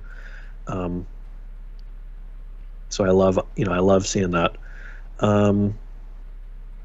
So that pretty much takes up most of that. The last two links in that section, right upon walking out of the Van Gogh exhibit at the DIA, I like turned to my right, and by this point we're in a part of the museum that I don't think I recognize, just because like it's a big ass museum. Every time we go through like one wing, out of like the 10 wings or whatever. And so I'm going to butcher the pronunciation, but Canaletto, I don't know, it's this Italian painter from like the 1600s. Right. This shit blew my mind. So that's like a Google search result. The other one you sent me isn't working for some reason. It's an error. Yeah, the short URL. Damn. All right, let me. Is it a photo of a painting, or? Yeah, it's a photo of a specific one. Okay. If you can drop it in the Dingus, I can just bring it up. You see, if this works. See a lot of Venice here. Yeah, I mean, I believe that's Square. where he. I believe that's where he lived. Ooh, that is one healthy length of a link. I was unable to send message. Let me put this on Imager then.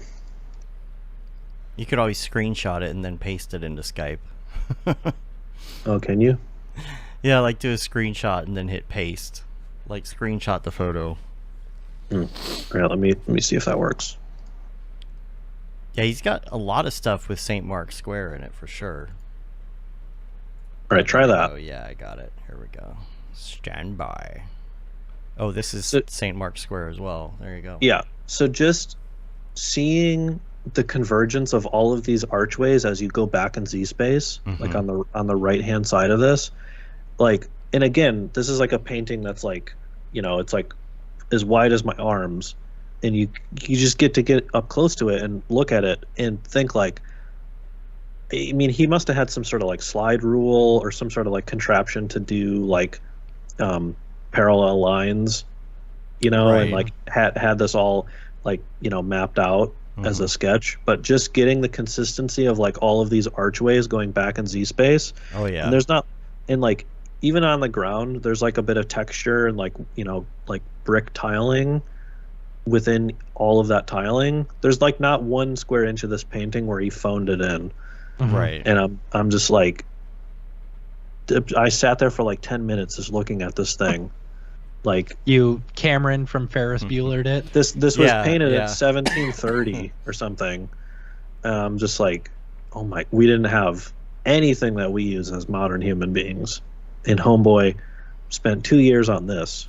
Yeah, and the references too, you know. Mm-hmm. And he is missing the abnormal amount of pigeons. There's an abnormal amount of pigeons in this square. They're pooping everywhere. But other than that, it's accurate. In the real, right. Yeah. In the actual square. Yeah. Yeah. Wouldn't know, never been. Man, What year was that? I think this was dated like 1730 or 1740. Okay. So I mean, I guess you go there and you sketch it, and then you come back, or do you paint it there? Like, how do you can't even get a photo for reference. You sketch can't it? ask me. I wish I knew. Like with the arches, he would have to sit there and he would have to go there and count and be like, okay, there's this many arches before he, you know, like it's not like you can just snap a phone photo or something. So If only. If he could LiDAR scan it. yeah, there you go. Well, and it's funny because when Matt and I went to Columbus and we talked about AI, I was talking about the fact that when photography came out, it wasn't considered art either, and it was kind of the same thing we're doing now with AI. It's like people would, oh hey, I don't have to do a sketch of this anymore. I could take a photo and then use it to do my painting. They weren't thinking the photo could actually be art, you know. Right. And now photography is recognized as its own medium, you know, and with its own subgenres of photography. And so, you go painting and then photography and then digital art, and then now we're going to have AI art. And it's just a flow through time. And with that is going to come its own subgenres. And it's not like oil paintings don't exist. It's not like photographs don't exist just because we've got digital stuff now. Obviously, each new one kind of eats away at market share of the previous generation, but it doesn't fully eliminate it, at least for the most part. Do you think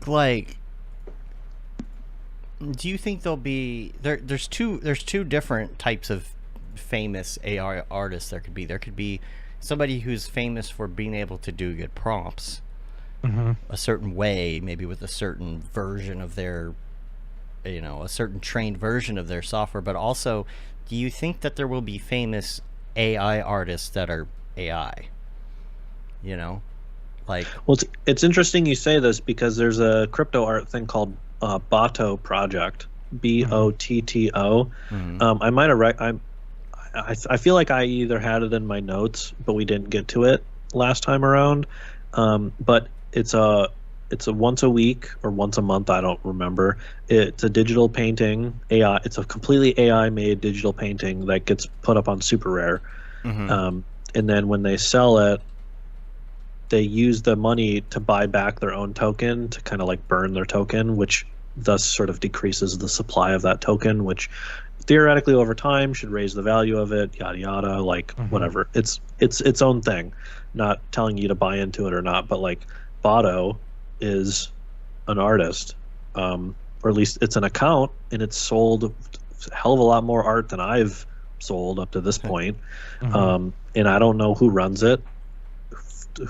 I don't know, but it's interesting as an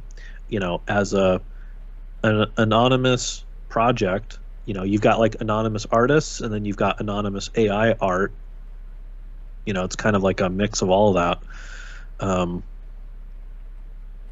don't know. It's interesting. I see James talking about like we're going to be kind of challenging gatekeeping, like technical stuff, and it's difficult for somebody in, like, for example, a developing nation to be able to compete with the render power that's required to do, I don't know, VJ graphics or whatever, right? To just make up an example off the top of my head.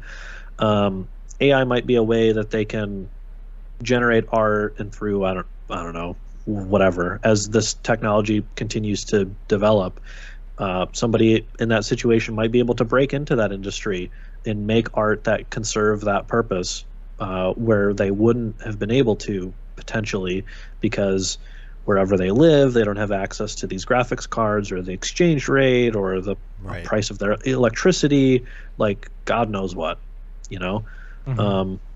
So it's interesting, and the time requirement, how long it takes to learn 3D versus how long you can start typing in cyberpunk alleyway whatever in, you know, a couple builds of Stable Diffusion from now, you might be able to make something that looks as good as what I make. And dummy me, I'm over here spending 200-300 hours on each piece. I might be the one who loses out. Yeah, but you could also just, you know, swing it back around, you know, like take advantage of it. Artisanal, like traditional art, you know, it'd be worth more because it's done by hand, you know. Take that and run with it, right? Like make it your brand. Artisanal. Right. And part of that is like using art to like market itself. This is a point that I thought of a few days ago, like coming up with my list of notes. It's like, it's interesting, and I know we've got 10 minutes, so this might be the topic that we end on. But as we've gotten a better spotlight on digital art, through the notoriety of, you know, your Sotheby's and your Christie's, you know, having well-known motion graphics artists now appearing in these auctions, in that attention on digital art, part of that's the price that this stuff is going for. We now have a way to monetize Mograph, you know, in a way that we didn't a few years prior. And whether we like it or not, part of the attention that that comes with that is it's like dollar value. It's sticker price. And I know this is its own can of worms, you know, as a discussion, but for me, I think I mean, I'm happy that we're in this field and we now have an opportunity. And, you know, a lay person walking down the street might be able to recognize DK now because, you know, that stuff might get shown in Times Square or whatever. Whereas 3 years ago, that wasn't a thing for any of us. Well, what James has put in the chat, he says, you know, that's the notion that's being challenged.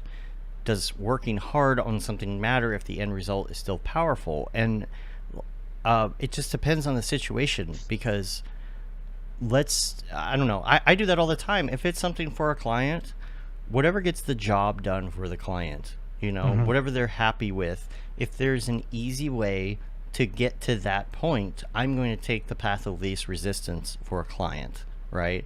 I was talking to Discord this morning to you know, to whoever was in there, and we're talking about, I think you were in there, Billy. I was talking about kind of a cheat that I used to easily do like this bool build on thing for a client, because they wanted something that we could do for the budget. You know, so it was the path of least resistance. It made it easier. It was the same end result for them. But when it comes to art itself, that could be different. Like, the value could be in the fact that a real person put in a quality amount of time into the details, you know? So it could vary. It could.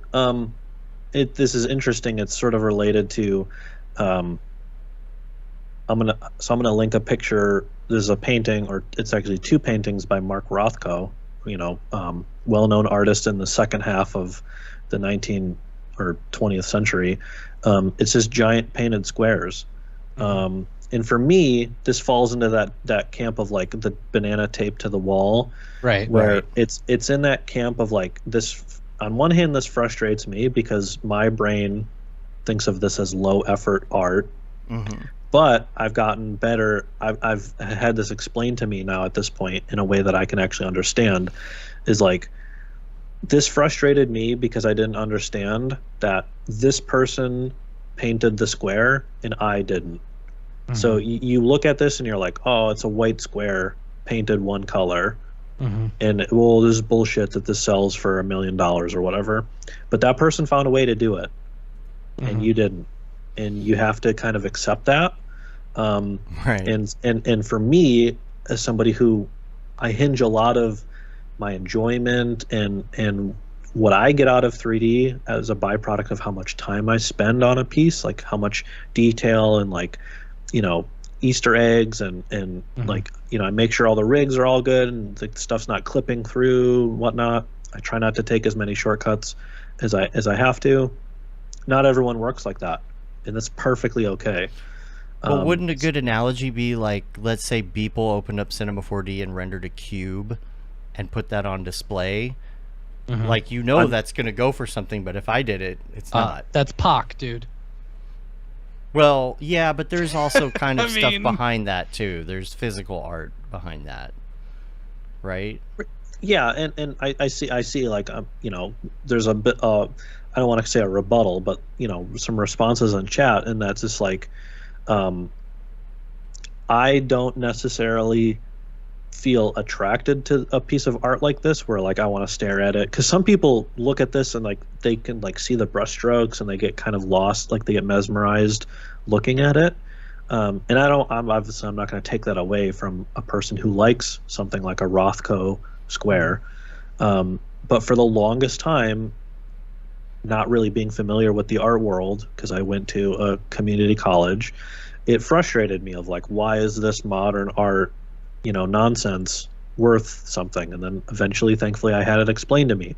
Like, this person figured out a way to make this their brand, and they saw success with it, and they, even within their own little world, they found ways to innovate, as small or big as you may argue or agree that this is innovating. The fact of the matter is, it is within the art world. And some people attribute all kinds of fun language and, you know, big words from the dictionary and whatnot. But this is a piece of art. Like, just in an objective sense, you might not like it. I might not like it because it might have taken him 3 hours to paint that, not 300 or 3,000 hours. Like it took Cantello to paint that Venice square. But I can't take anything away from that. And coming to terms with that was like, I felt like that was like healthy, like art therapy in a sense. So yeah, that hit me this past summer, like the duct tape to the wall. Yeah, the whole, you know? anyone can do this thing. That's, I'm sure everybody feels that initially when they see it. It's right. It's, but when you realize the answer to that argument is that exact question, like you're like, well, why is this valuable? Anyone can do it. That's like you think that's the gotcha, like the slam dunk, like, oh, like I just won the argument. But if you just ask that right back to the person, well, if it's so easy, why don't you do it? That in and of itself is the answer. I get that. And yeah, so coming to terms with that was like, oh, okay, all right. I still don't like looking at this stuff, but I don't get mad when I spot it out of the corner of my eye, like walking around at a museum, because I'm like, that's dumb. And like, you know, in my brain, I've built this fence around, you know, painted squares. Oh, that's bullshit. You know, but like, not that it's not understandable why people think that way. It's completely understandable. Like, right. You know. And I thought that for years, you know, like damn near a decade of doing 3D art. I was like, well, 3D is cool and painted squares are dumb. And so I'm happy. Like, again, I don't want to sit there and look at a Rothko square for 4 hours and trace all the brush strokes with my eyes, but some people do, and cool. Yeah. You know? We do have a hard out, but you do have 3 links, I think, to take us out. I don't know if you want to. Yeah, we can rapid fire these. Bonus round rapid fire. Here you go. Number 1. Yeah. So number 1, Liam Wong, a very well-known photographer. He takes a lot of like photos of Japan with like purple and like blue neons. Oh, that's funny. I thought this was a render. Nope. This is a book. Yeah, so he's got a new book. It's a lot of blues and yellows in this one. I was thinking those lights look too big. You should scale those down, and they're real. Oh wow, yeah, these are great. It's a new photo book from him. A second one, anime architecture.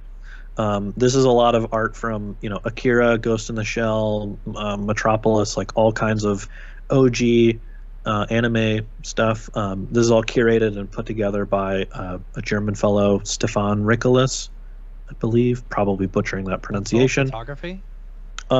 This one is paintings from like anime films from like the late 80s, 90s, kind of like the golden era. That like, again, I don't watch a lot of anime, but like I recognize like, oh, look at all the labor and all the time that went into this.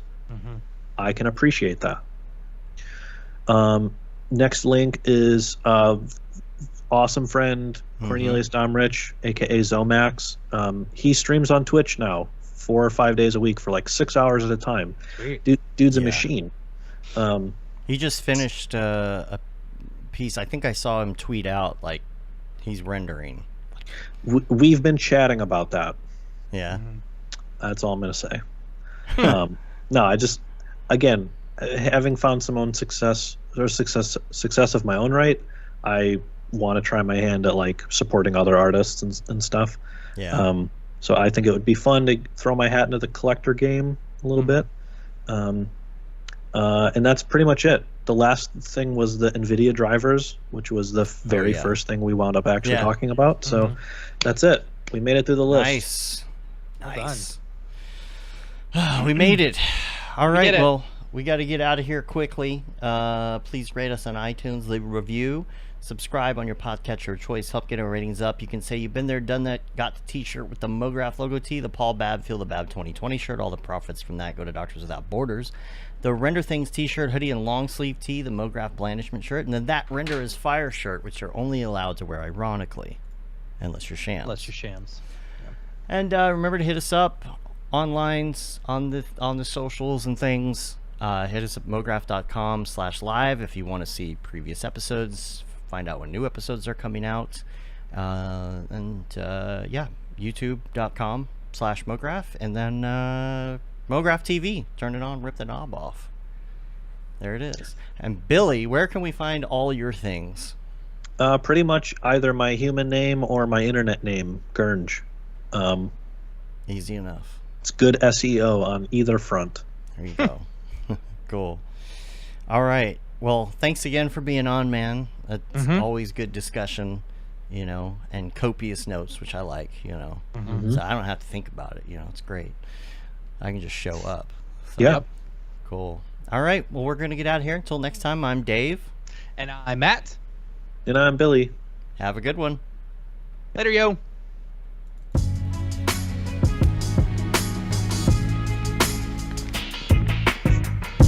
I have to imagine the music.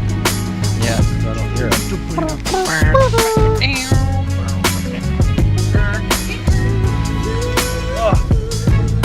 really hot in my office. Now it's all cold.